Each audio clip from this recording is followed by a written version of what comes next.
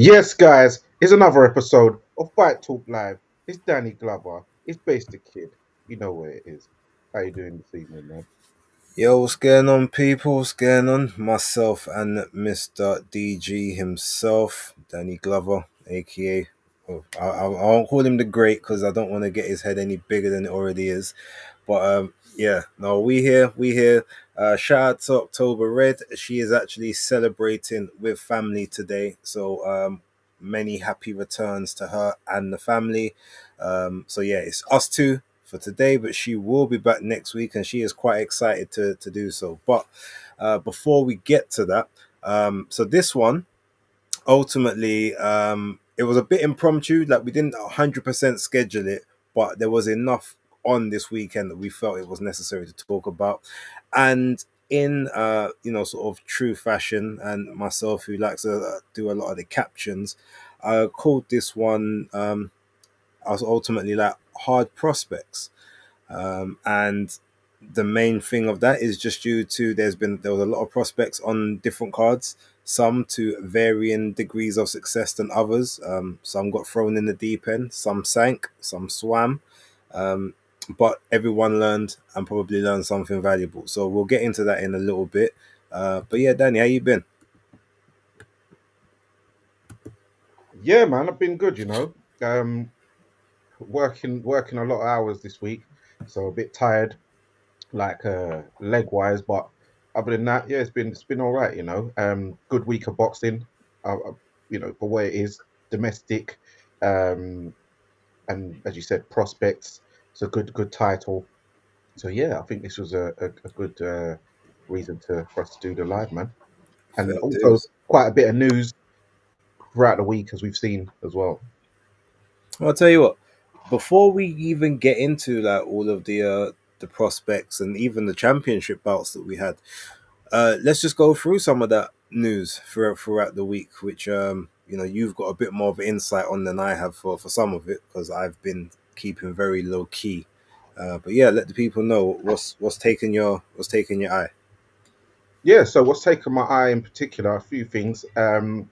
First of all, at the beginning of the week, there was rumors of Moses Italma fighting Pulev, um, but then subsequently the IBA, they came out with a news bulletin that it will be Murat Gassiev who will be fighting um, Pulev for his WBA. I believe it's a regular title, um, out in Russia. So yeah, Moses will have to wait. I know Moses is due out in December. They're still trying to find an opponent for him. But as we know, Murat Gassiev, his last most notable opponent was against Otto Wallin out in Turkey, and he lost that very comprehensively on points. But he is a power puncher, and Pulev is an old man at 45 and some change.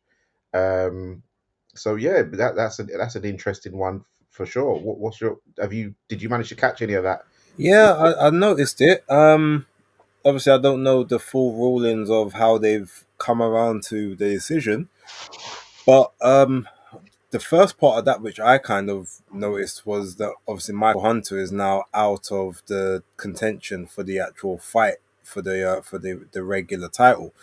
Um, because it was supposed to be essentially, it was almost like two semi-finals. You had you had Fabio Wardley, and obviously whomever he was going to fight, which obviously turned out to be Joseph Parker, and then um, you had Pulev and Michael Hunter, and then the winners were supposed to then come together to decide who would inherit the throne should Usyk decide to vacate the belt.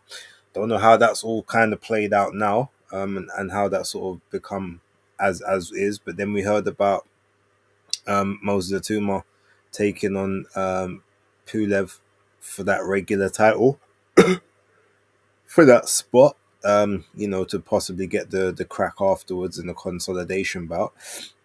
But now through the IBA, they've spoke about Murat Gassiev getting in there instead. Um, a guy's been unfortunately plagued with a lot of injuries, especially over the last few years. But still very young. I mean, it's crazy to believe that he's younger than Caballero. He's younger than Parker. Um, even though he's been around for quite a while, I think he's still only 32.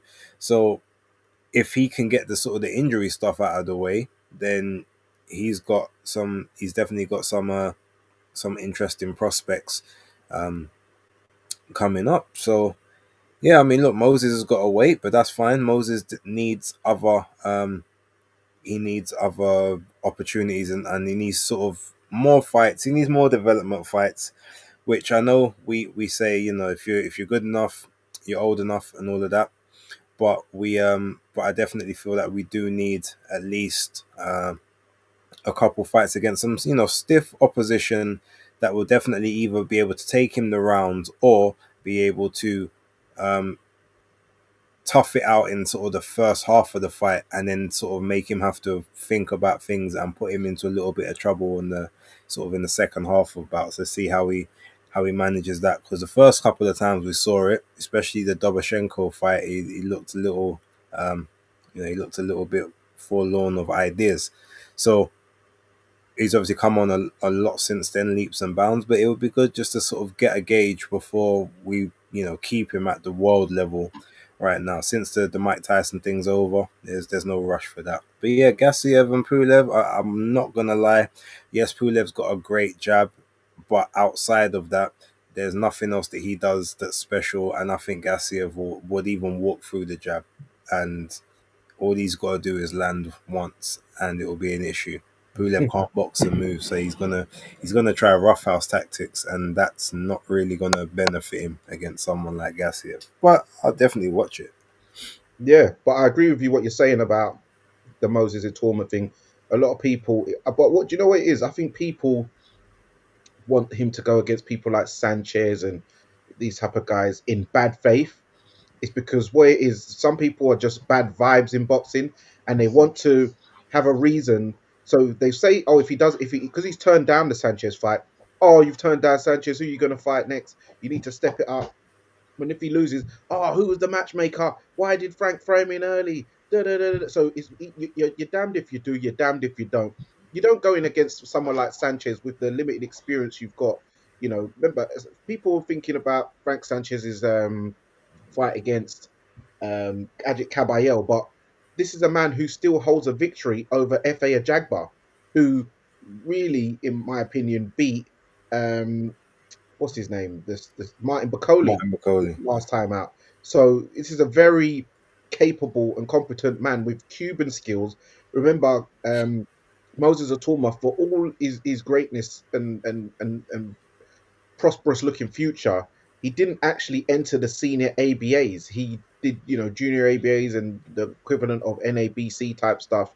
He fought as a junior and a youth. So he hasn't got that big experience, especially at adult senior level. So you do have to take your time with him. And as you said, he isn't going to beat Mike Tyson's record. He's not even going to beat Floyd Patterson's record now. So there's no point in doing that whole rush thing. Just bring him along slowly. He's only had a handful of fights. How many fights did Wilder have before he got a world title shot? How many fights did Julio Cesar Chavez have before he got a world title fight? People don't remember these type of things, but they like to go on like these old school greats was just fighting, as they say, the KI double L's of the world straight off of the bat. No, they built up a major big resume off before they even got a world title shot, and it's all about development. So people need to take time with the youth, man. I hear it.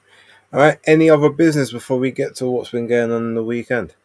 Well, we saw Ben Whitaker had his press conference with on the Friday just before the York Hall card for Matchroom. He spoke about that Frank Warren Queensbury did make him an offer, even though Frank Warren denies this. He said he did make him an offer, but the opponents that they was proposing, he thought was a bit too shaky, meaning they were too bad.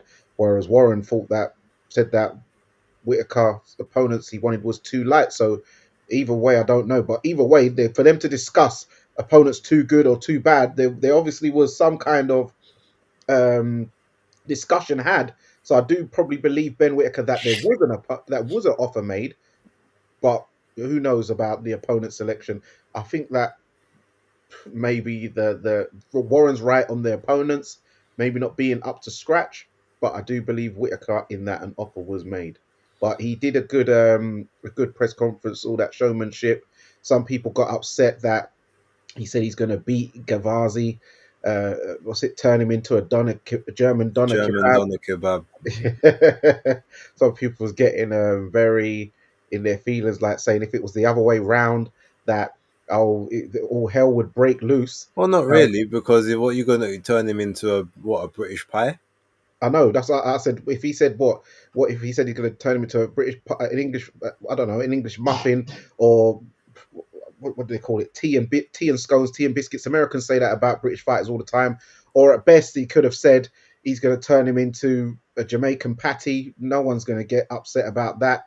And also, I had to mention to my good friend that Ben Whitaker is actually half Austrian. His mum is Austrian. I mean, as if you know the history and geography, Austria is they're more or less Germans. So he qualifies where he can talk about that kind of stuff because he's subsequently even talking about himself, kind of like how YB makes jokes on himself. So he can do the whole German Donna if he wants. Yeah, but even German doner kebab is just it's a chain in the UK. Like it's an actual place of food. So yeah, if I didn't hear anyone complaining about it, obviously I didn't get a chance to watch any of the interviews after his press conference with Gavazi. I did watch the press conference. I heard that, but I thought, yeah, no.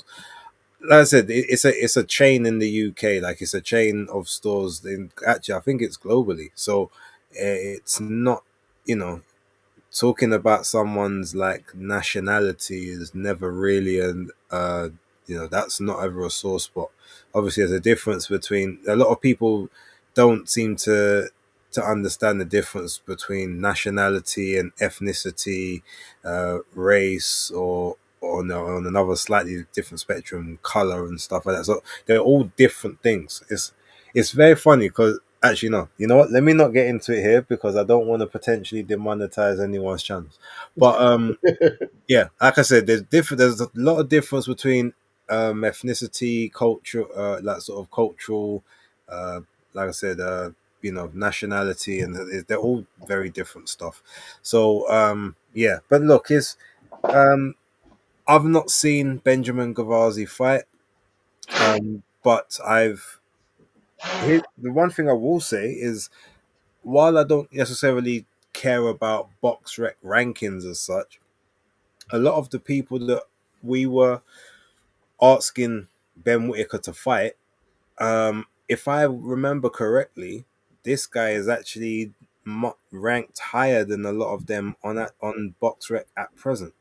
If and him and Ben are actually in similar spots on box. So it's not like, oh, you've got Ben that's like maybe number 34 on BoxRec, and then this guy's like 196. Like I think they're both in like the 50s and or and something like that, and or like 150s and that's better than a 140s. lot of a Queensbury fighters' previous opponents' rankings. When you see their box rec, when they see their rankings on box rec, they're in the 200s and stuff like that, and they're Yeah, fighting next month. yeah. These two are at least they're close in rankings now.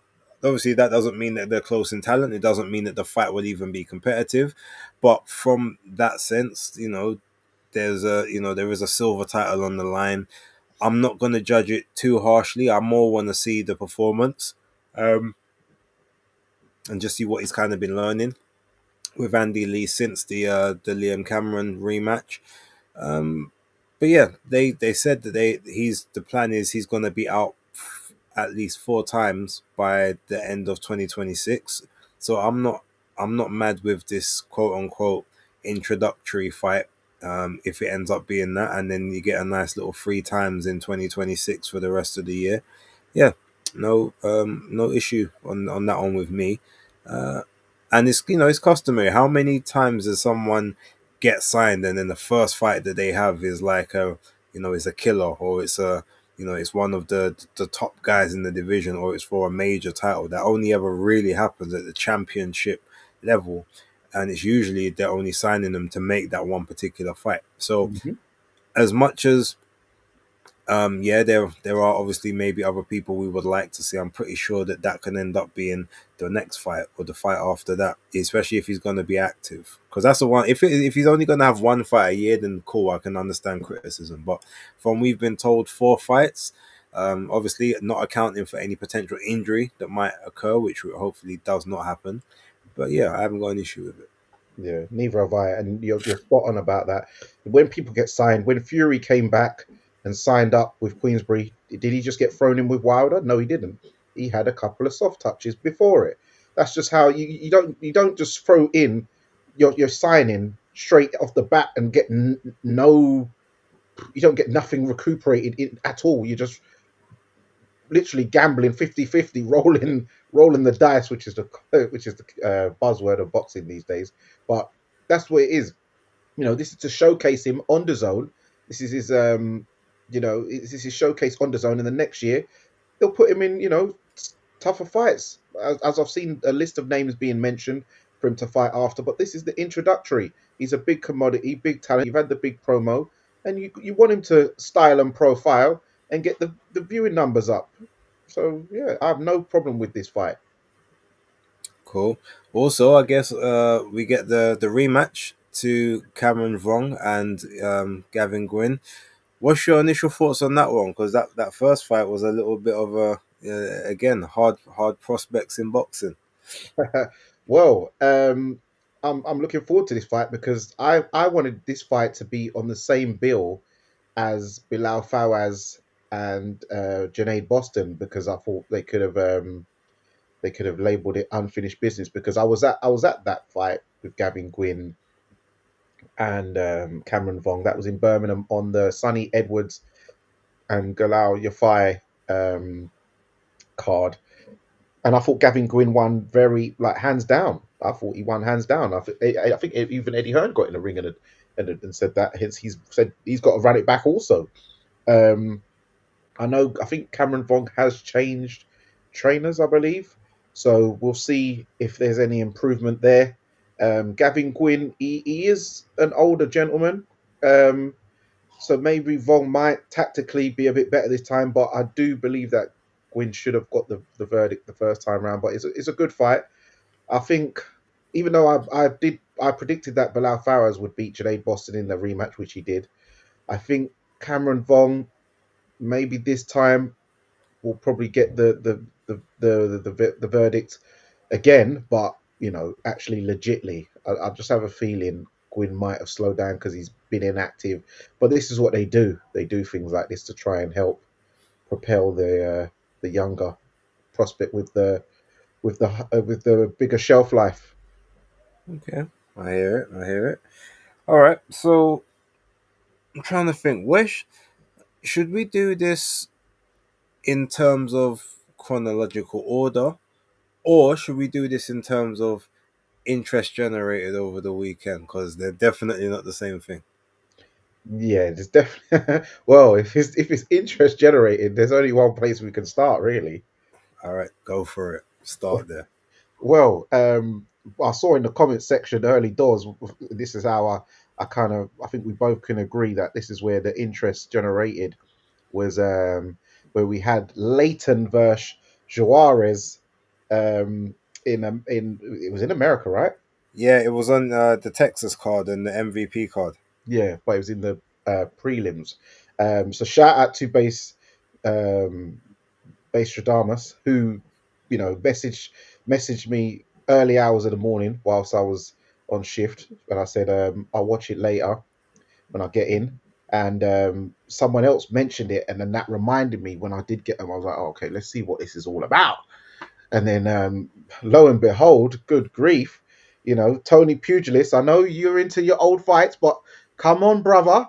If you're telling me this is not more exciting than Hagler Hearns' round one, then now you're being a bit, you know, timeline bias, because that was just absolutely crazy of a fight. I will say that I believe the ref was bad. Yes, um, Juarez got dropped in round one, and from then it's like he just wanted to get him out of there. First, he holds to try and clear his head, And then he starts taking points of him, like you don't want him to hold. No, no holding. Just get ice, son.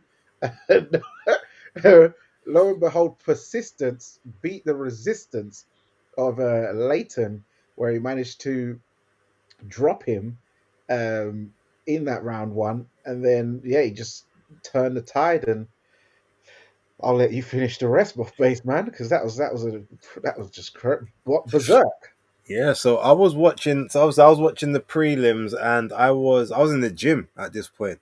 Uh, I went late yesterday, and I'm going to be going late again tonight.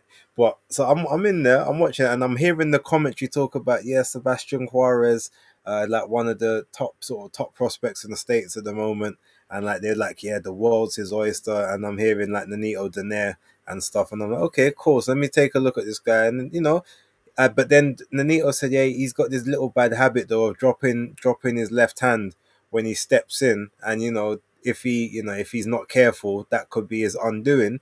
Lo and behold, less than about 10 seconds later, he jumps in, gets caught with a peach of a shot straight down the pipe, and literally just falls like his whole body just shuts down and just drops in one singular motion, and it's bad when like you drop and then the you drop to a point where the leg literally just folds underneath you, like you ain't got no ligaments or no tendons or nothing, and it's just limp. So he's on the ground now, looking just totally out of it. He gets up, and then as the referee's counting the eight count, he starts stumbling and then walks over with his guard up like he's trying to still fight, and the referee's like, I ain't even finished the count yet. And that was the mad bit. He was like, so the referee got to six, and he just starts walking over, dazed like and then he's like, yo, I want to get, and he's like, referee, like, get back over there. I ain't even finished the count. Then he finally goes seven, then he goes eight, and then he's looking at, and his legs are not even underneath him at this point. It is great, So then Demarcus Layton comes back in to try and cause a big upset. He catches Sebastian Juarez with a couple of another shots. Then Sebastian ends up he grabs hold of him just to sort of try and steady his legs. I think he ends up falling. He ends up sort of buckling down and falling over, but he's still got his arms just kind of wrapped around him. And as like Leighton's literally backing off, he just literally dragging him across the floor at this point. Like the guy, his whole equilibrium's gone. Like he's out of there. He's clearly concussed at this point in time. Mad days. Then the referee picks him up and he's like, 1 point for holding, 1 point for holding, 1 point. And everyone's like, raw, like that's a bit deep. Like then Leighton goes back in for another flurry. Obviously, he's tucking up. He's trying to compose himself. He grabs again. Um, this time I can't remember how this one ended. But then the referee manages to pull them apart again. He's like 1 point for holding, 1 point, and you're like, raw. This is about to be a 10-6 round if he can even survive it. But at this point, there's like a minute and 20 seconds left of the round, and you're like, nah, I don't think he's got it in him. I think this one's about to be over. Next thing they just say, what? We're just gonna swing, and he just swings, and then they both just swinging out for each other. Next thing you know, just that he managed to get himself back composed. The legs managed to just get underneath him. I think it was a big left hook that he caught him with initially, and then that kind of that was what sort of wobbled Leighton, and then Leighton's almost like stepped back towards the ropes. I got caught with another shot. I think there was an uppercut in there as well. He ended up falling over. Referee counts him, then he gets back up, then he gets put against the ropes, and he's all sort of staggered on the ropes. He ends up eating a flurry of shots, gets put over again. Referee counts him again. You've got about five. There's about 12 seconds left of the round as he's getting up, and then it gets to about 7 seconds. Next thing you see, big flurry on the ropes. He tries to cover up, tries to dodge a few, but he eats a clean one right as the bells, just a second before the bell sounds, and he ends up on the canvas again, head on the bottom rope as the bell goes ding ding ding, and the referee waves it off. So he couldn't even give him the say, oh, do you know what? Let me assess this one and see if we can make it to the second round. Nope, just three knockdowns after taking the prospect into deep waters. It reminded me a little bit of the Abdullah Mason fight in terms of the prospect taking, getting caught early and getting put down. But like Abdullah Mason was never out on his feet. It was just flash knockdowns. Whereas Sebastian Juarez, geez, he's if that was in the UK, it would have got waved off as soon as he got up and started walking over to the guy like he's ready to fight again. Because they'd have said, "Okay, you're not even in control of yourself right about now." But he Yeah, who's managed that to walk. referee who's straight on waving off? What's his name again? Howard Foster. Yeah, Howard Foster straight. Yeah, because he was gone in a lot of situations. The way he was not able to actually go into the neutral corner, and he was in a lot of situations he would have and should have got waved off. But then he did the ref. That's what I don't understand. So he didn't wave him off, but then he just started taking points off him so hard. And as you said, it was 10-6 at one point. Then it became 8-6. Then it became 8-7, and then it was over. I mean, sorry, six. Yeah, six Yeah, seven. if the fight would have been, it would have been had it have ended, the fight would have been yeah, it would have been an 8-7 round. Yeah, That round would have been 8-7 yeah, because you take a point off for each knockdown, but because he got the first point, so obviously then when the second knockdown happens, that reduces 1 point again, unless it's a 10 point must system. That's where it gets a bit tricky. yeah, Um, because then that one would have been nine. That one would have ended up being 9-7 as a 9-7 round because of the other two knockdowns. But then you would almost give him back one of the points because then one of the other points got taken off. It was weird. But I think at the end of that round, it would have ended up being like a 8-7 or a eight. Yeah, it would have been an 8-7 round at the end of it. Because outside of those three knockdowns, Leighton was actually winning like the round as well. So yeah, I think if you take all that into account, you say, well, he probably was like up on the scorecards at that point. You take the rest of them off. It's a bit weird how it would be structured, but I think probably it would have been the first time, maybe the first time in history that, well, at least in recent history, I'll say that, or in my lifetime, that I would have seen a round like that, whereas yeah, it ends up like an 8-7, 8-6 at yeah. the end of it. I've not seen some, but that is what you call. I implore everyone to go and watch that because those of you who do suffer from attention deficit and don't want to do no long hauls, this is a straight one round shootout. You get 3 minutes of pure action, literally 3 minutes. So that's all you need. Yeah. So from there, and that sort of set a good tone for the cut because the couple fights before that was all right. Then the fight, what was the fight after that? There was a next fight after that one, and then it was followed by Shurita Metcalf, aka Chicken, against Crystal Rosado Ortiz, who's obviously Amanda Serrano's sort of prospect. Her charge was 7-0. Shurita, I think, was 14-5-1 was a record at the time, and she's like, "Oh, this is the revenge tour." She's like, "I want my belts back" and all that sort of stuff. Now, I'm not gonna lie, I like Shirelle. Spoken to her a couple times. Think she at one point she was following me on X. I'm not sure if she still is because I did pick Shanika Johnson to beat her, so I don't know if she maybe got enough feelings about that. If you're watching Shirelle, I mean, yeah, no hard feelings. I was just doing my job, but um, yeah, I thought that Crystal would win the fight, not because necessarily like Shireta isn't, obviously at that level, but I just thought the younger, fresher girl probably tried to bully her a little bit the way that Shanika Johnson did. Even though Shireta, look, she's a tough woman. But I just thought, yeah, the youthfulness. Um, Obviously, she is the person that they're pushing. So you think get a little consideration on the cards if it's close. But it was one of those fights. I feel like it kind of could have went either way in terms of who you thought won it. I thought Crystal did enough. Honestly, like, I thought she won it by a round, but I can't, but I've got no real issue with the decision.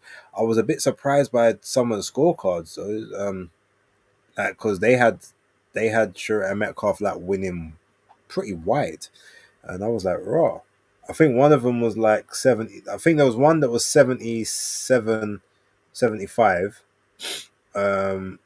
and then the other one, I think the other two were like 17. I think one was like 79, 73. Um, and I know there was definitely a 78, 74 in there, which again, I was a bit surprised by. I didn't I didn't think that she won that many, but um, congratulations to her. She got very emotional in the ring. Said, "Look, Shanika Johnson, I want my rematch. I want my belts back." Obviously, she's also got to see Dina Thorslund if that becomes the case, because Dina is the Ring Magazine and the lineal champ of the division. So, hey, if she can get back in the mix there, I'm all for it. And one thing about her, she does throw hands with her very long limbs. So, yeah, I enjoyed it. What do you think? I didn't actually get to watch this fight. I just saw some highlights on the Instagram timeline where it's like, okay, they're going at it and they're both sort of swinging for the fences at each other, grabbing. Sharika's getting sort of pushed back to the rope, swinging her fists. So it was a bit of a rough and tough. Because Sharika, because she's got that, it's like, I don't like to say it, but she's got this sort of Bambi like limbs. She's very, I don't know, very Bambi like legs and arms. It's kind of flails. So it doesn't look very gamely and good on the eye to watch on TV. But yeah, she gets the results at the end of the day, and that's all what matters. But yeah, it's not my type of fighter that I would particularly want to watch. For it's in women's boxing, um, but yeah, well done to her. She beat an undefeated fighter who's 23 years old, Puerto Rican. She'll come again. So yeah, well done to Sharika on a comeback trail. You know what? Since we're talking about the women right about now, and I'm sure we'll get to some of the other stuff in a minute. I feel like there's only one other place we're gonna jump around here. So let's go to I guess the biggest or the second biggest women's fight of the weekend. Some people might say it's the third, but I'm gonna say it's the second, and that's Shannon Chaos Ryan against Chloe Watson. Now I think we were both in agreement before this fight that Shannon would win. Um, I think there's some members of the panel that they were very very assured of how emphatic the win would be. I said I thought it would be a clean unanimous decision win. Um, but this one, okay, so here's my thing now, right? And again, I'm not a boxer, I'm not a boxing trainer, so I say this purely from the outside perspective, but I say this from a perspective of what I would call common sense. So the fight's happening. The first two rounds have gone, and then the third round has kind of gone. Now, at this point, Shannon Ryan is bossing the fight. She's landing pretty much at will when she is landing to the body. Like she's fainting, she's dodging the majority of the shots from Chloe. She's turning the corner. She's taking those half steps around the side. Like she's just really in control. Now, usually you would say the one thing that you worry about with Shannon is whether she can maintain the work rate and the speed and sort of like the volume for the full duration of a fight. She is rather muscular for her frame and whatnot. So you always think, okay, her opponents have to stay competitive in the first half and then try to take it into the second half and just see how you go. That's a pretty standard tactic for most of her fights, because if it just comes to being a front runner, you're not going to beat her in the first half.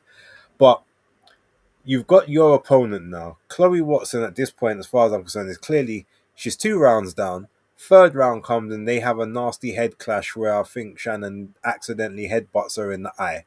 And then her eye ends up swelling up something gruesome, like straight away. And it's, just a mad contusion on the lid. Now you're saying, so this is the third round, and the girl, you can tell that even if she can see out of the eye at the minute, is not going to be seeing out of there for much longer after that.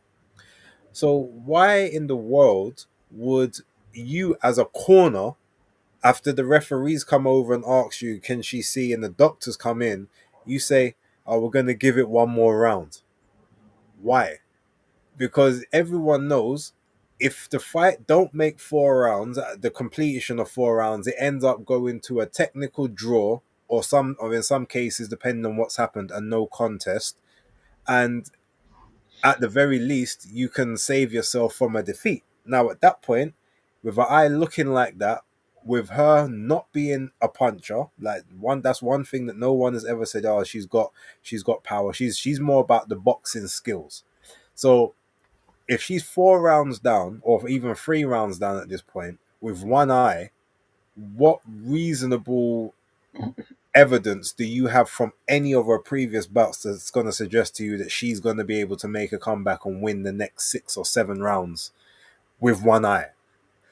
No, the sensible thing is to tell them, lie if you have to. She can't see. The eyes completely closed. She can't see. Call it off. Technical draw. If anything, you rescheduled about a few months down the line and you maybe get a chance to go again. Now you've been in there for 3 rounds. You kind of know what you're dealing with. And then the next time, if you can't win, then you just can't beat this girl. But to put yourself in that position to the point where now the eye's all broke up and taking more damage because Shannon's now targeting the eye as well, being very spiteful but very precise and being very chaotic in the ring, as she likes to cause chaos, as she says. It was just a recipe for disaster. So no matter how long the fight was going to last, because we all knew that there's no way it's going to go to the final bell with someone with an eye injury like that so early on in the bout, you were always going to end up getting another loss on your record. And it was a loss that you didn't need to take. And I just feel that the team was extremely either naive, ignorant, or damn right incompetent to allow that fight to carry on. And they actually did her a disservice because she didn't need to take any further punishment after that. If this is my opinion, obviously, who am I? I'm not in the know like that, but that's my thoughts on it. I thought that they were just plain stupid for doing that. Now she's got another L on the record. That's 2 L's on the bounce to someone that was the former European flyweight women's champion. Now, like, you're basically almost relegated to you might be to gatekeeper status if you're lucky. They might start just putting you as the opponent for everyone now, thinking you're just going to take loss after loss. Like, your career trajectory has just taken a massive nosedive. Bearing in mind, you didn't even have I don't even think she's got a full promoter. She did shows with Boxer. I think she might have done a couple Hennessy shows. She might GBM possibly, but yeah, like she doesn't have one the same way that Emma Dolan doesn't have a promoter like that. Jasmina Zapatochna doesn't necessarily have a promoter like that. Like, you've got to do what you got to do to kind of preserve your value, and I feel like her team just did her a major disservice. But tell me what you think, because obviously I could go on about that all day. Well, there was a couple incompetent callers in my opinion on that night, but we will stick with the one we're on right now. Yeah, I agree. But do you know what? I thought that in that moment, because as Shannon Ryan, she come out, she was booming over the right hook over the top and stuff like that, landing at will. Good boxing, and as you said, the head clash happened. It wasn't even a major like head clash, but it did serious damage to the eye, swollen up bad. And in that moment when they was asking, can she see? Because the doctor, I think, wanted to wave it off, and the ref, but I think I don't know if it was peer pressure where she felt, I've got to show I'm tough and I can carry on. Because she was saying no, but in those instances, that's normally when they say your corner needs to save a fighter from themselves. But I don't know why, because it would have been a technical decision, and a no contest, which happened to Alicia Baumgardner, who was clearly en route to be in what's her name, Pursoon. Delphine Pursoon. Yeah. But they said one more round when she doesn't have any KOs or TKOs on her resume. So I'm not sure. I don't believe they thought they was ahead and maybe thought they was going to get it on a technical decision on the cards. Because normally, say that happened to you, but you've won 3 rounds, rather than just having no contest, just get through one more round and then boom, hit the decision maker and get. I've seen that happen a couple of times before. But she was down on the cards by what, 30-27 easily. But then she just took a bit more stick, and then they had to pull her out because the eye was then completely shut. She couldn't even. You could clearly see there was no sight on it. And then she lost. So I know she is out again in December against Kamarjeet Kaur, an Indian lady. So she's got another date, Chloe Watson, but that is down at a much lower level. But yeah, Shannon Ryan, well done to her. It's looking good under the new coach still. Would have liked to have seen more of her.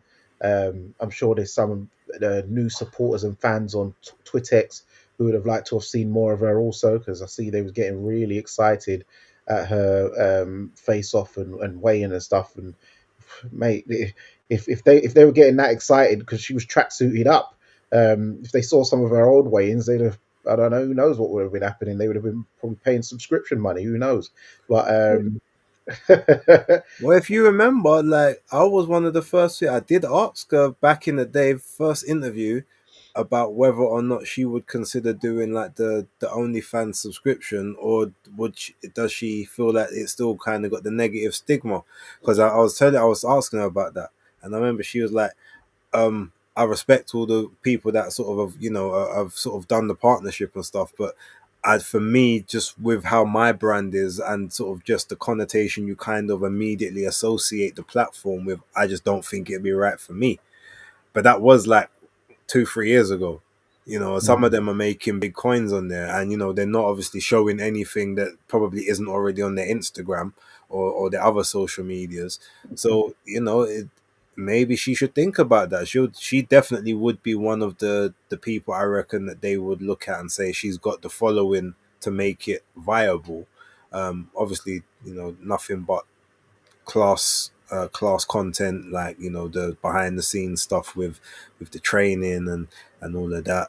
I not necessarily need to hear that it's, oh, she's got like swimsuit photos and whatnot on there, but I mean, each to their own. I don't know. I just wondered if now maybe she might decide that a secondary sponsorship. Now she's got the O2 one, maybe a little bit of two O's in sponsorships. Maybe that one might might work.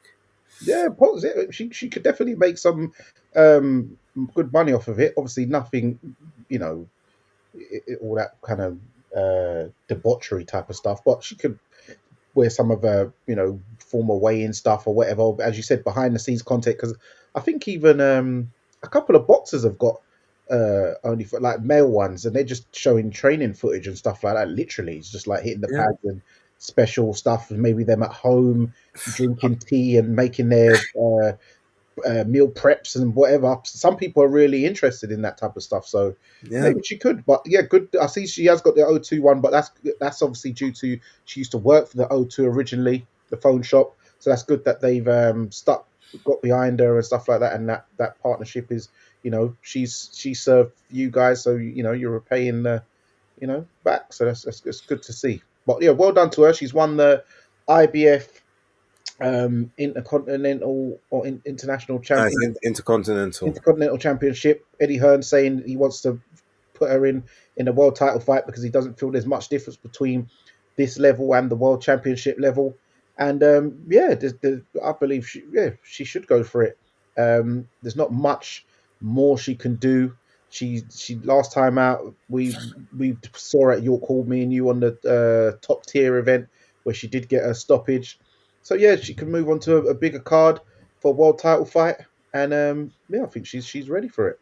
In fact, let me check who. I think the IBF champion might be Irma Garcia I for think the that's who women. Eddie Hearn did say. Let me check.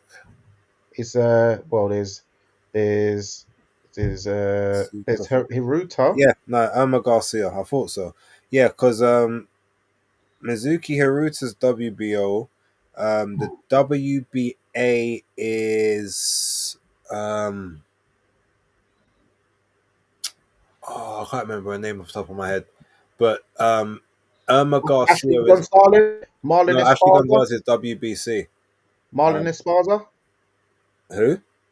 Marlon Esparza, No, she's not. She ain't a champion at Superfly. Diana Fernandez.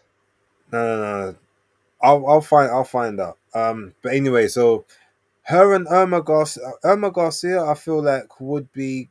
Here's the problem. Irma Garcia is probably tailor made for her in one sense, but she's Hmm. got a good engine.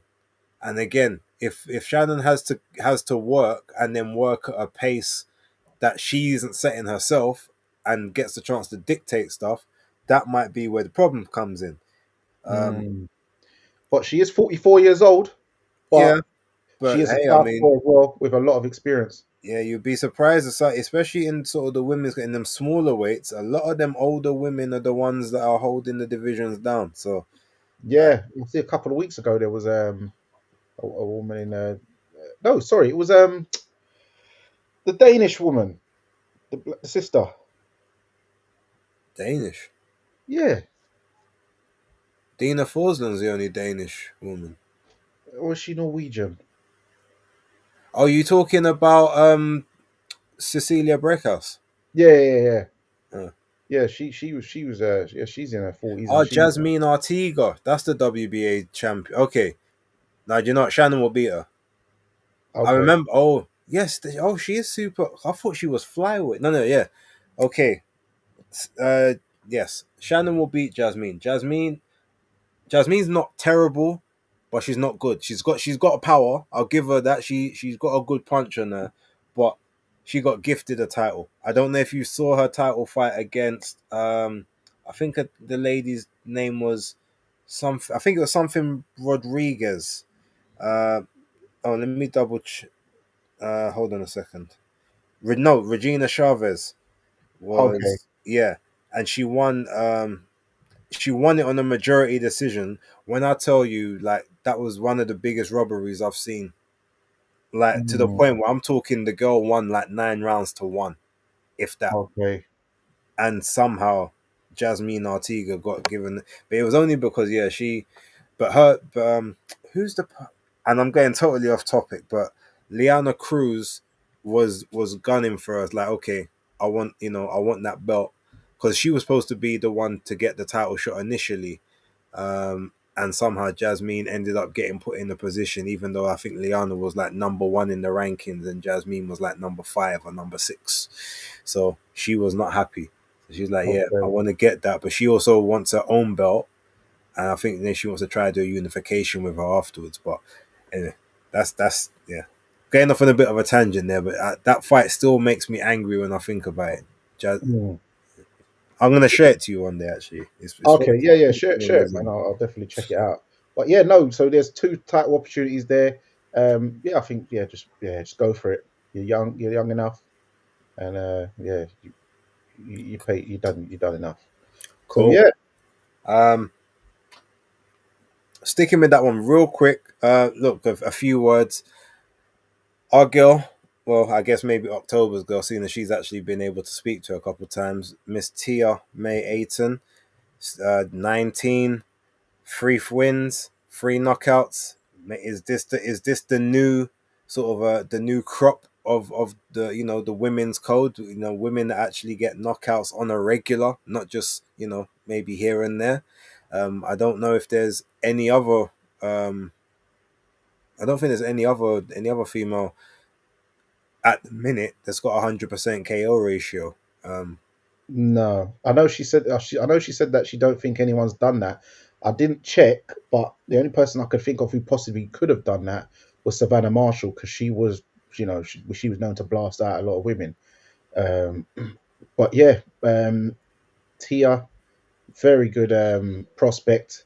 And what I know, she was hard on herself about the performance. She said to Eddie that was sorry or something like that. But yeah, to me, that is what she done was actually very impressive because the hardest thing to do, whether you're a man or a woman, is to get someone out of there who's not coming to fight and is on the run. I've seen many a man who couldn't cut the ring off, can't pin a person down, or the person's literally there to survive. And when they're there to survive, you just ain't getting rid of them. They're gonna, and there's not much. It's not like there's many rounds you got to do. So say it's a 4 rounder, etc. 1 second, Master Aficionado Junior, can you get out of the room, please? Sorry about that. Um, so when someone's not trying to engage with you, and you've only got say 4 rounds, and with in Tia's case, there's only like 2 minute rounds, etc., and you're trying to get rid of them, it's very difficult. But she still managed to drop her a few times and get the stoppage. So I thought that was actually very impressive that she was able to do that. and with regards to Savannah, no, she had a unanimous decision in her first fight, 4 rounder, and she got a UD. So yeah, she was 2-3. out of her first three.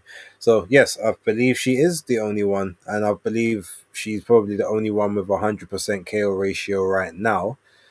I mean, I guess you wouldn't count it if it was just one fight, because that's a bit, but we'll see how long it lasts for. But she's got the goods, and she definitely has the right technique, which I think is something that a lot of the women don't necessarily have. A lot of them, it's almost like, without sounding derogatory to them, because that will never be the case, but it's almost like slap boxing. Like, they don't turn the hands over all the way. They don't sort of twist the knuckle as they're throwing the shot. Everything's just kind of about trying to make the connection. Um, Whereas there's only a few that really drive through the target, and you're talking about people like, obviously Savannah Marshall is definitely one of them. Um, Alicia did. I don't know if she does as much anymore, but she tries to drive through the target. Obviously, Tia does, and then Tam Tebow, who I was going to speak about next, actually, only because Desley Robinson, who is now basically, she's the IBF and the WBO middleweight champion. Obviously, when Clarissa left the division, the belts obviously got scattered, and she ended up getting a couple of them. So she took on, what's her name, something Haller, last night. Is it Sarah Haller, Natalie Haller? Anyway, so she took her on, beat her. It was 2 round TKO, TKO victory, and basically, everyone was basically making the comparison. She's like, "Oh, I want to become undisputed at middleweight," and everyone knows that Tam Tebow is, sort of almost like the heir apparent at the middleweight division. So for as long as she can kind of stay there, so that's the fight that they're almost now kind of building up at MVP. So that's a fight I definitely look forward to when it comes around. I think Tam might take another one or two fights just to make sure that she's got everything in order for the pro game. But yeah, definitely looking forward to it when that one does occur. I don't suppose you saw any of that. No, no, no, I didn't see any of that. But talking about the women who do drive through the target and turn their hands over properly, I'll mention some other names. Caroline Dubois is one. Elif Nur Turhan is another one. Yeah, there are a couple who I can think of as, most notably. Beatrice Ferreira, to be fair, she does as well. Yes, Beatrice Ferreira, and oh my god, I can't wait for that fight. So, good grief. I'm surprised. I'm not gonna lie, and that's again because we didn't even speak about that. I am very surprised that they made that fight, not because, um, not because it's not a good fight. It's a brilliant fight. It's a fight, but it's a fight I wouldn't think they would have made, considering that Tahan has basically, she's got number one crack at the WBA title, which is held by Hmm. Stephanie Han. Like, so if that's the case, why put her in with your girl on the IBF route when you could have taken this other belt? You could have then got your two charges potentially to fight the other girls, or well, or maybe one of them, because obviously the other one then becomes is what's her name, Steffi Grant's ex girl. Oh, Why is it oh, blanking on the name? Um, oh, this is annoying. Chat, help me out. yeah, help us out, please. Everyone knows who I'm thinking of. Yeah. Got knocked out on her feet by Alicia Baumgardner. Oh, Terry Harper. Terry Harper, that's it. Yeah, Terry Belter Harper. So she's got one of the belts. She's got the WBO belt. WBC belt is obviously with Caroline Dubois.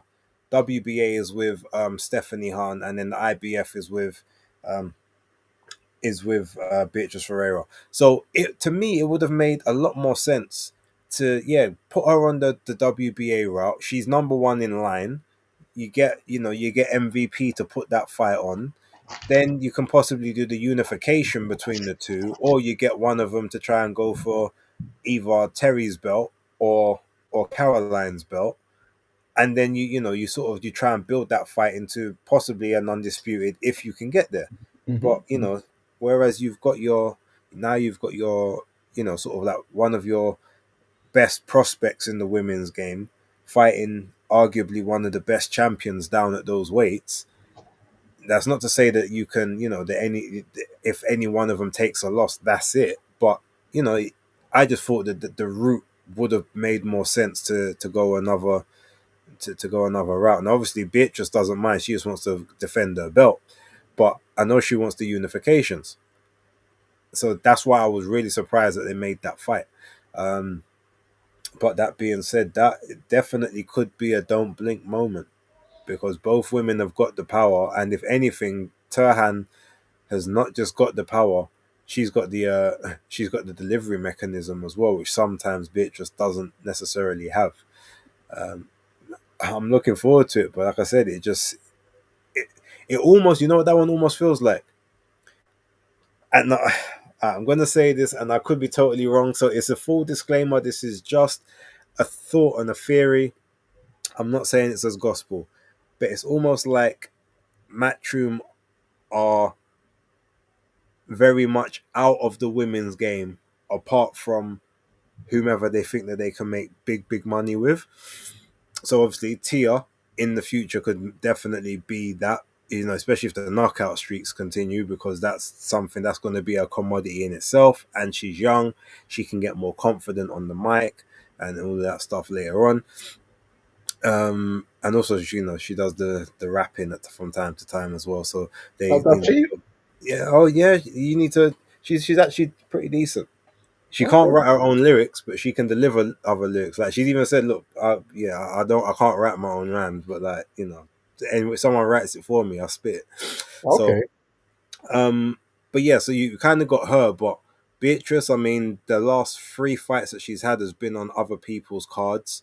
There was an MVP card, there was a card in Brazil, and I think there was another one just before the last Monte Carlo card. So she's kind of there. Elif, like knockout artist, but I don't think she speaks English at the minute. So it's kind of a case of can we necessarily promote her like that? Terry Harper's obviously left. I think she went to go join MVP. They don't have Caroline. So it's almost like to say, well, we've got these women. We don't really know what to do with them. We don't know how we're going to market them and make them big stars. All right, let them fight each other. Whoever loses, all right, kind of see you later. We keep the other one. And then if the other one can have a unification, then that's a fight, a cost effective fight we can make on the card. Or if they end up losing the belt, all right, we kind of get rid of the rest of them and then we just focus on the others. That's kind of what it feels like by having such a good fight just on like with nothing at stake when you basically could have made the both of them sweep up and dominate everything in those divisions. Was and even like you could get Beatrice to go back down to 130 and try to take over the 130 division and leave Alif at 135. And I think even Alif can make 130 as well, I've heard. So it could have had done one of those, tried to make both of them that way, but it just seems like Matchroom just don't have the time or the patience to sort of to develop that. And that's like I said, from the outside looking in, that to me is the reason why this seems like it's been made. So while I do think the fight is a great fight, I'm concerned about the reasons why it was made, in my opinion. But yeah, I mean, tell me what you think. Yeah, I can see exactly your point with that. I do, as we know, Matchroom, they've had, women world champions in the past, i.e., Ellie Scotney, etc.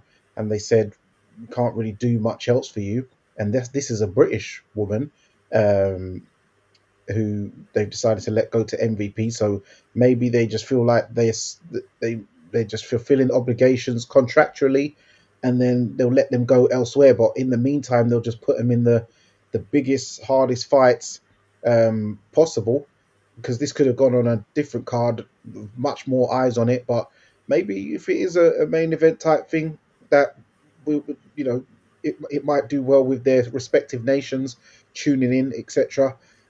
I would have preferred it if they did let Elif Turhan get the belt, and then it was at least a unification rather than a one world title thing. I think even if it isn't undisputed, I think it deserves at least unification, as these two are two, as Jim Ross would say, slobber knockers. So yeah, I'm really looking forward to this fight. But yeah, in the future, I could see both fighters potentially heading over to MVP, as Philip Ansah did allude to there. So yeah, but hey, it's a great fight. I ain't complaining, and I will definitely be tuned in for it. Yeah, and then the last women's fight of the weekend. Well, actually, no, there was two. There was Sarah Borman versus Karuki, um, and there was also Lourdes Suarez versus Jessica Neri Plata, who basically was going in for her belt that she never lost on the scales. She ended up having to vacate the belt because she got pregnant and obviously had a child, and come back 2 years later, said I don't want no tune up, I want my belt back. Went into the fight, and for the first half of the fight, she was like bossing it, pretty much. I'll give Juarez some credit. Like she did come back well, and like she came back well into the fight, but I still feel like Neri Plata won it. If I'm honest, I think she won it by 3 rounds. I thought it was like a 90, a 93, 97 type job, but it ended up being no, it was a majority decision. What first card was 95-95. Then Juarez got one card, I think it was 96-94, and the other card I think might have been 90. Might have been two 96-94s. Yeah, I think it was majority. So she got to keep the belt, but it was a good fight. It started off a little bit slower, but then it went into a typical like all Mexican affair after that, with just both ladies winging away, body, head. One person might sort of might tuck up and wait for their opportunity, wait for the other person to slow down, stop punching. Next person goes, and it was just it was definitely a bit rock'em sock'em towards the end, but it was a great main event for that MVP card. Um, can't complain. I don't know, like I said, I don't know if you watched it, but if not, you can definitely check it out later on or tomorrow, because it's worth watching. No, I did. I watched that one because when I was looking for the fight, you told me to go and look. It had that, but it said something about full card, and it ended up putting that fight on first. So I just thought, oh well, let me just watch it. It wasn't the most entertaining because both are very light punches, in my opinion. But it's good that she won a belt back. I didn't know the story that she No, she didn't win it back. Juarez got given a decision. Neri Plata lost on majority decision. No, you said that she I had to vacate yeah had to because of vacate because of pregnancy. the pregnancy. So I didn't know the backstory. Oh, But yeah, yeah, it wasn't a really entertaining fight for B, but it is what it is. surprise! I thought it was very entertaining. Like the first couple rounds was just like they was, it was ramping up. It was one of those fights. It started off a little bit slow. There was still a lot of punches thrown, but it getting, like I said, it became rock'em sock'em from like round 6 onwards. Yeah, it just looked the punches just looked too light for me, man. The punches looked too light for me, man. They, mate, they fight at like 108 pounds. That's where yeah, I'm not really Actually, watching. no, sorry, they're minimum weights. They fight at 105. Yeah, yeah. The only person I'm watching at them kind of weights is that Ortiz brother, the Puerto Rican, because he's laying brothers out still. Ortiz. You mean Oscar Collazo? That's it, Colazo, yeah, Colazo, yeah, Oscar Oh. Colazo, the Puerto Rican brother. He's still smacking up brothers. So yeah, I watch him, but minimum weight's not really for me, man. Well, I thought you would have given the women a bit more grace than that, but fair enough. I mean, let's be honest. Like, there's women that are all heavyweight that ain't punching that hard or knocking people out. So True, true, true. I enjoyed it. That's why it's cool. I mean, that's why we have different people on the panel, like different opinions, and different preferences. All right, cool. So that's the end of that. Now let's talk about. Um, let's go back to Matchroom Friday, York Hall, because you would have been a lot more sort of invested in this one than me, just from a perspective of you kind of know a lot more of the guys, maybe personally, because a lot of them come from Matchroom Gym. Obviously, you had Craig frequently you know works out there as well. He's a part of the stable. He's back a part of the stable now. So these are people that you would see on your travels. Just give us your thoughts on sort of the card itself. Yeah, good card. And what are we talking about? Like the main event now, yeah? Yeah, so we had Kieran Conway defending his British and Commonwealth title versus George Lillard, who I know, seen him box a few times, been in the gym with him, seen him working out and stuff like that. Cool guy, big West Ham supporter. I even know one of his uncles who he does security. He didn't know um, that he had an uncle, but then I managed to link them up or whatever. So it's all good. And funny enough, they're both West Ham supporters. So I was like, Lidard, that there ain't that name ain't no regular name. So, but yeah, that's all good. But yeah, I always thought that Lidard would win on. I thought that he would win on points. Some people's thinking it was going to be too soon for Lidard. That Kieran Conway in his recent form, he's looking strong, he's looking powerful. Even though Kieran Conway, I've always said, just looks like the biggest middleweight, one of the biggest middleweights I've ever seen. He just always looks so tall, and then he's like got big muscles and stuff like that. But he doesn't really, to me, punch that hard. Yes, he's got a few stoppages as of late, but overall, in general, for his size, he's not very powerful or strong. And I always, rate George Lidard's speed and his punch variety. So I did always believe he would win on points. Um, so yeah, going into the fight, that was my prediction. First round, George Lillard, he showed straight away the difference in hand speed, lighting up Kieran Conway with jabs, hitting with a three punch combination, a straight three punch combination, a 1-2 corkscrew uppercut, which knocked the head back of Kieran Conway. Throughout the fight, he was bossing it, even on the inside. Good body shots. Kieran Conway, to his credit, he was fighting back, but he was always just a bit too slow for the marker. Even though he's 29 years old, he has been in some tough fights, but he has always shown a great chin against guys like Ted Cheeseman, Amo Williams. I forgot who the third loss was against, but that was on points as well. He's never, The main Sissoko. yeah, was it? Yeah, Sissoko, but yeah, he's never hit the deck from what I know. Always been solid, but yeah, a couple good body shots here and there from Kieran Conway, but George Leonard was always beating him to the punch, showing his superior boxing skills, and sort of busted up Conway's face, like his cheek, from about even the second or third round, I believe. Didn't look in any trouble really, Conway, until it was about the eighth round where it seemed his hand went. Um, and then that's where I thought, once again, as I spoke earlier, where I thought the corner in, I think is his dad. He said, oh, I can't close my hand. I can't close my hand. Then he's got dropped, but it was more of like he's just trying to scurry away, but he's just getting caught and knocked off balance because he can't even defend himself.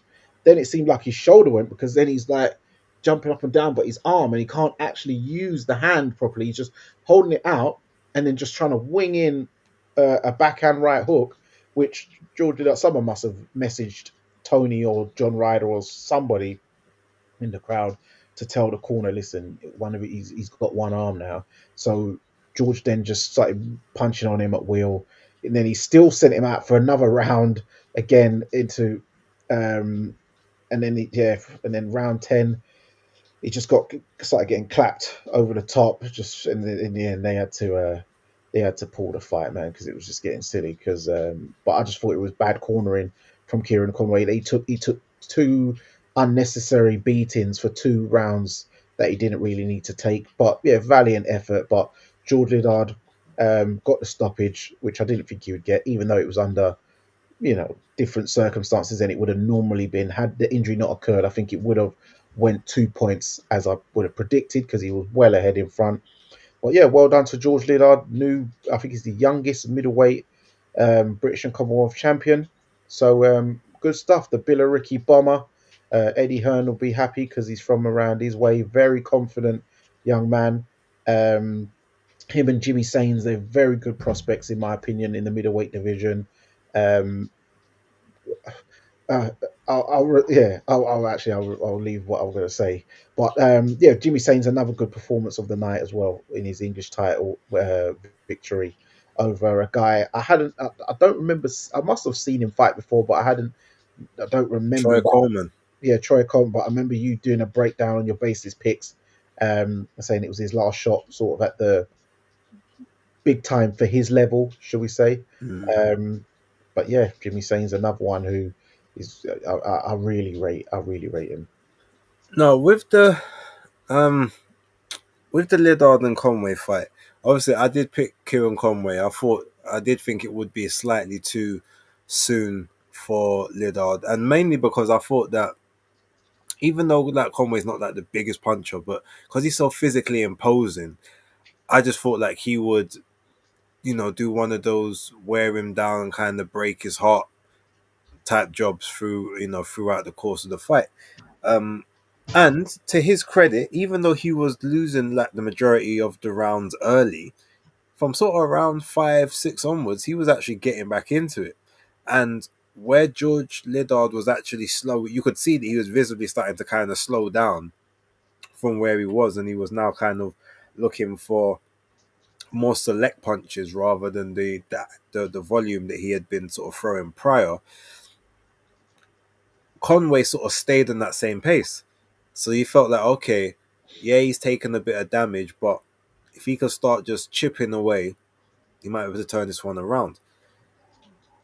By the time the eighth came, and yeah, whatever happened to his hand happened, whether it's a break, a fracture, or maybe just like a bad sprain, or maybe tore something, ligaments or whatever in there.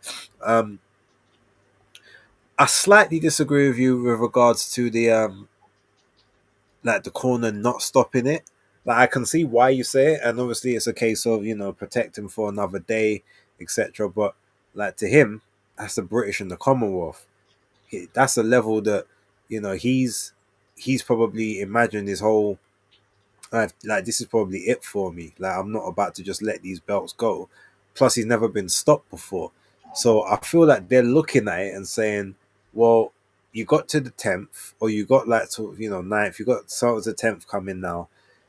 3 rounds, like he's not really like hurting you bad in there." Nice 12 Um, rounder with yeah, I British. know.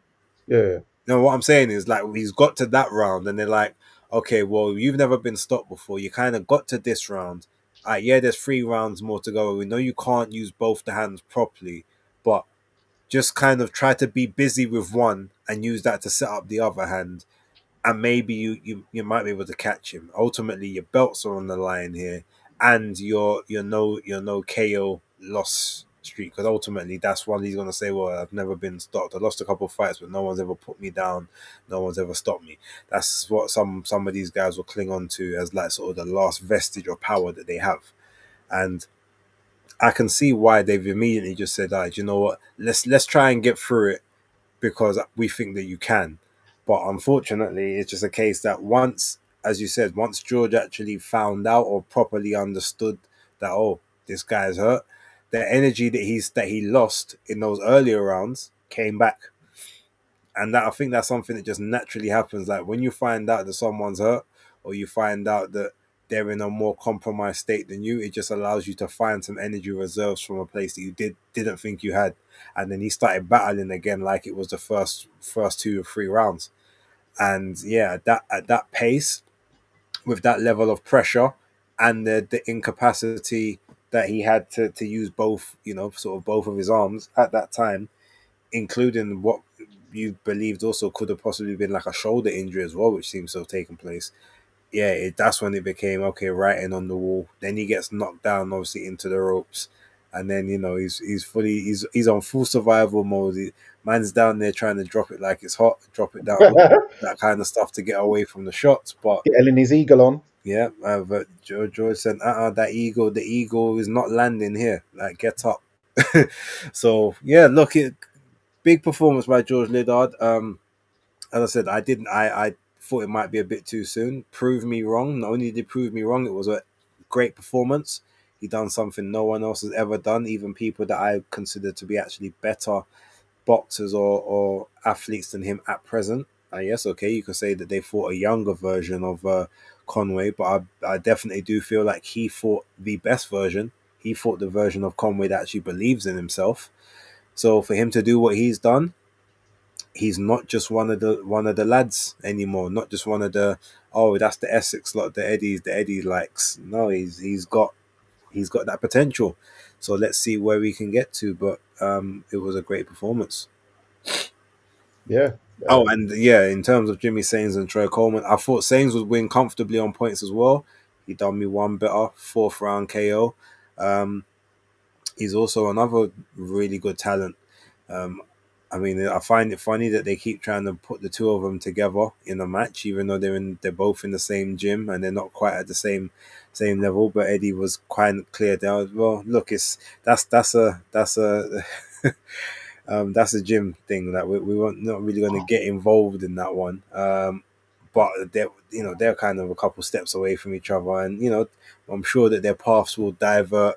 He was definitely on the we're going to kind of keep these ones separate because we can make some money off them in different realms.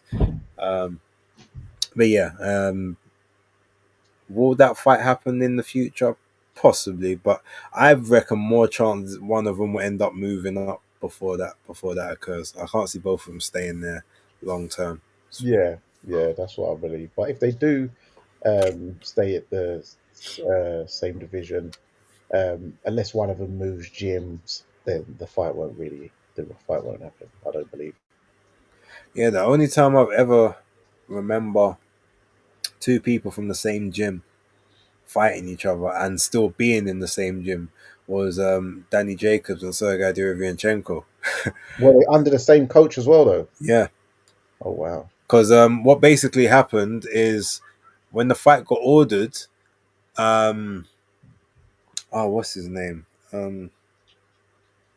Why am I forgetting his name? Andre Rosier. Um, basically, he said, "Well, look, I've been with Danny longer, and I think he was like secretly, I kind of feel like he's got more to offer." So Yeah. he's like, so basically, he told him, you're gonna have to train with." I think he trained with the assistant coach, or he might have had to move just for that one fight. I can't remember how that one worked, but um, yeah, that's basically what happened. And then he went back to the gym straight after that fight took place. The only one that's similar to that was the Shakur Stevenson and Jamel Herring fight because they were both training with Bomac, but like Jamel Herring was actually there, and Shakur was kind of like flowing in and out of the gym. And then I think he ended up going with his Jersey guy for the fight instead. Yeah. But yeah, those are the only ones I can kind of think of. But yeah, it definitely does get a bit techie. They're also trying to do the same thing with Moses Otama and Fabio Wardley. They just don't want people to be nice and to be able to coexist. Yeah. Yeah. It's one of them ones, but it is what it is. But no, Yeah. good stuff, man. And then look, last one, I guess, in terms of this stuff. Now, no prospects. This was definitely more of a bowing out type of event.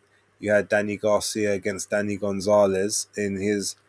Well, you say it was his farewell fight, but when it kind of came down to it, he said, "Oh, like I'm 85% retired."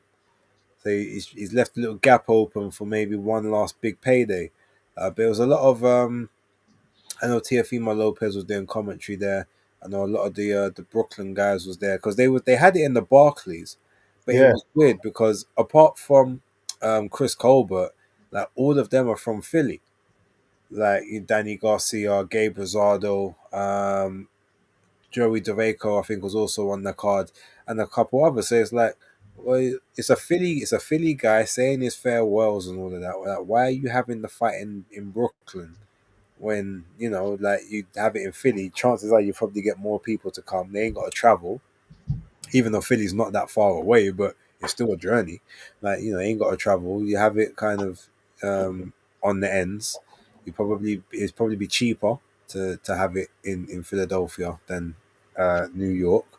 But I didn't see the entire card. There was one of the fights on the undercard that I did see. The name of it I don't remember, but obviously I saw I did see the end knockout between Garcia and Gonzalez. Obviously, it was a pay-per-view event, which I didn't purchase.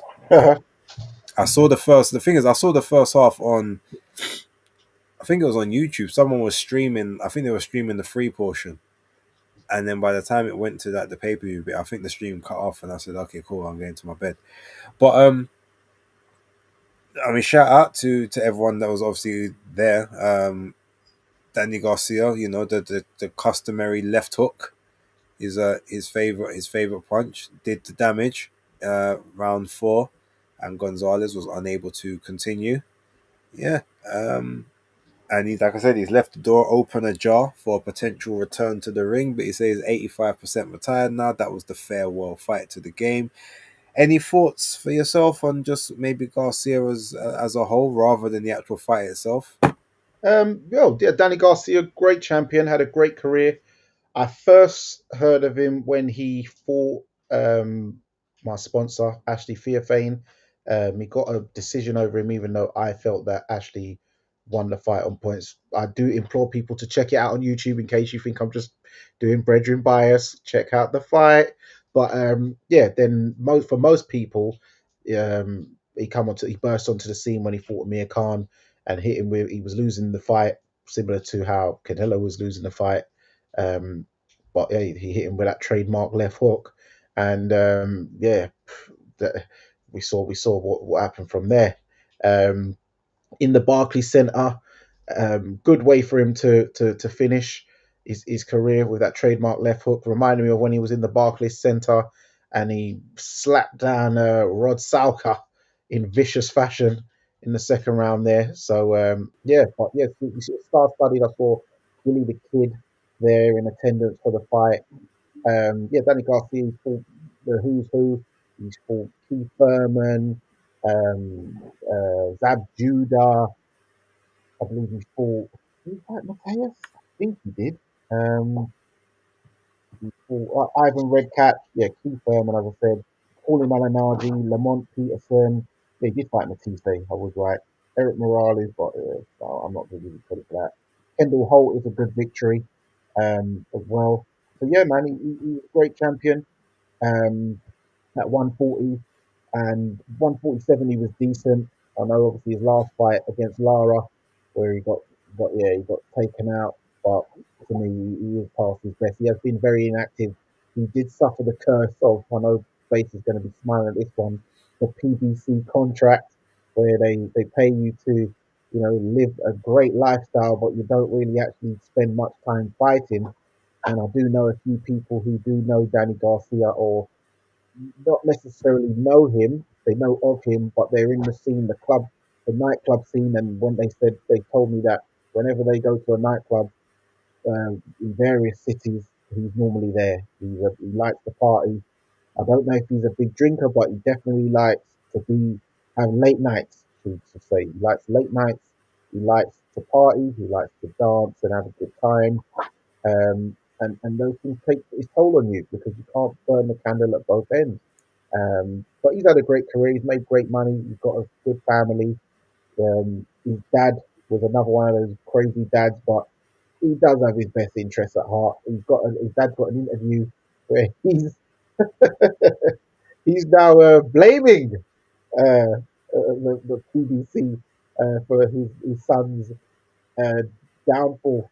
In his career. I think you should check that out. I forgot what channel it was, but I did see a clip of it and I watched the full bit. But it's not a channel that I'm too familiar with, but it is a good interview to watch. But hey, he hit him with a trademark left hook. Some people think the guy died. No, Danny, whether he has, yes, the hook was slower than usual. He's not 140 and he's not toying free anymore. But he still gets that torque. He still gets that rotation. And if he hits you with that left hook, no matter how old he is, as they say, the power is the last thing to go. And that was all he wrote. I'm glad that you caveat the great champion thing with at 140 because okay, at 140 I will give you that he was good, yeah. But I feel that calling him a great champion does a disservice to actual great champions. No, no, that's what I didn't. That's why I did. I didn't No, make. but I made the thing is, no, but the thing because you say other people are now trying to romanticize the career after the fact, when I'm like, At 140, he did well. He had some very good, credible wins at 140. At 147, he basically lost every decent fight he was in. He won a vacant title at 147. Obviously, with PBC, it was a PBC controlled division at the time, and then Yeah, when he beat what's his name, Robert Garcia, yeah, Robert That- Guerrero. Robert Guerrero. Um, Yeah, yeah, the and battle of then Crazy Dads. from there, literally proceeded to lose every other fight. Like obviously, Samuel Vargas don't count, but then you got Keith Thurman, you got Sean Porter, like obviously the Errol Spence fight when he kind of came back. Now, bear in mind, this is a Spence coming off of a car accident and all that kind of stuff, and like you still stunk out the joint. Like Mm. the Lara thing, imagine fighting Lara at 160 but asking for a catch rate of 156 pounds, like, and then getting retired on your stool by the dad. Um, yeah, he he was almost like a gatekeeper at 147, but again, it was all like you said, PBC isms. Like his career, I think would have panned out a lot differently had he not have had that PBC. He might have lost more fights potentially because Mm. obviously you know that they there's the tactic. I mean, to be fair, Top Rank do it as well, or at least they used to. They have some kind of guys, a couple contenders who they don't really think whoever's going to win anything, but they're good. They're good, credible names to have. So you kind of give them a bunch of fights that you know they're going to win. Get one of your top guys to beat them either at world level or just before you get there, and then that guy takes all sort of the name and the markability. Then you give that guy another sort of one, two, maybe three fights, not easy touches, but guys that stylistically they should be able to beat. You get them back on the win streak, and then you let them go into the ring with the next prospect that you've got, and then that prospect. So they did. Top Rank did it with what's his name, Richard Comey, after Yeah, after yeah. the fight with Tiafimo.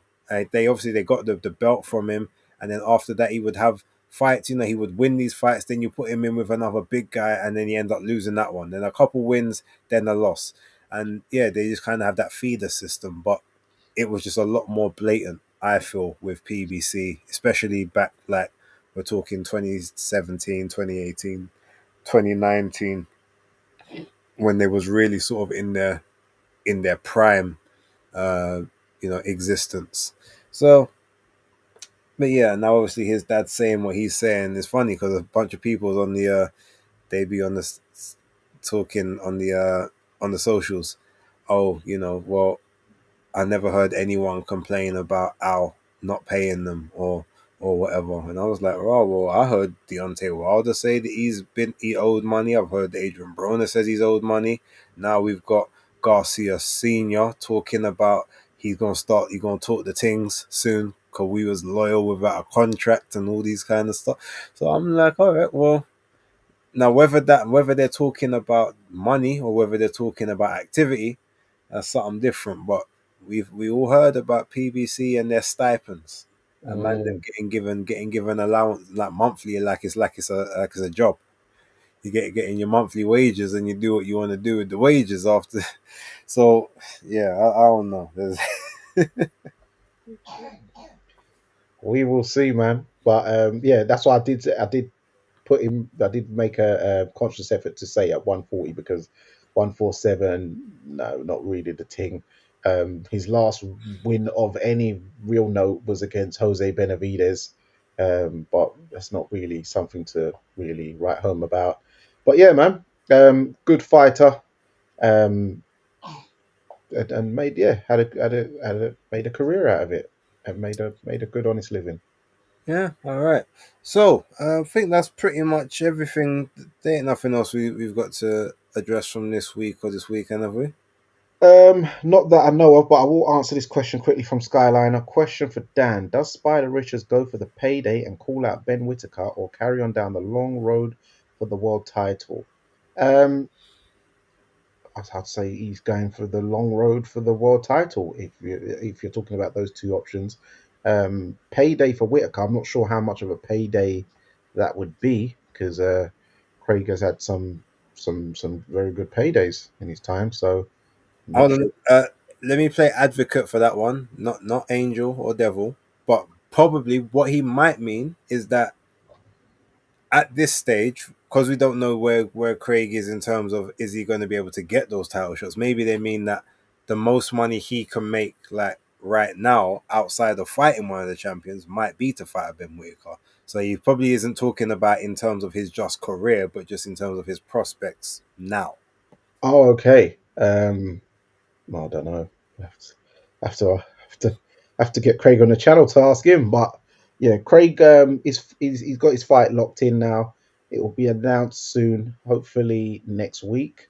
So yeah, stay tuned for that news, and you're gonna enjoy it. Okay, well, look, ladies and gentlemen, thank you very much for rocking with us. We do miss October, but she will be back next week, and like I said, she's chomping at the bit to be back. Make sure you guys obviously go support the channel, October Red Media, I believe it is. Obviously, Danny Glover, Fight Fan TV live on the old YouTube, and Danny Glover FFTV on the old X. Myself, Basic Kid, Hardcore Casual. Um, yeah, I'm going to just to let you lot know. Obviously, Weekend Rap hasn't come out today. I'm going to do it tomorrow, just due to the sort of the timing of this one and just not being able to kind of get it out earlier on today. So I decided let me wait, put it out tomorrow. At least there's just a bit more content on the channel for you guys, and then we'll carry on as normal through from there. But yeah, look, thank you very much for watching. Danny's going to do what he does, and we are going to leave you to enjoy your night before the week ahead. Well, thank you, ladies and gentlemen, for tuning in. It's another one for Fight Talk Live. It's Danny Glover. It's Base the Kid. And remember, guys, persistence beats resistance. You know where it is.